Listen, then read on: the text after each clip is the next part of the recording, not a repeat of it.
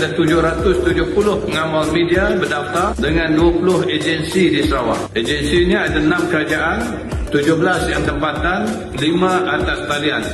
Ini maklumat daripada Jabatan Penerangan lah. Jadi ini buktikan bahawa kekuatan ekosistem media di Sarawak begitu kuat sekali.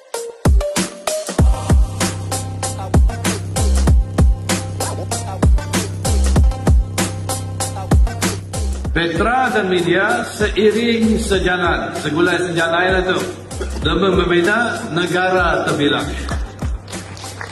Terima kasih rakan media sekalian atas sokongan tanpa jemu dan goyang. Dinta dan Lensa saksi berzaman. Jasa bakti kalian sentiasa dikenal.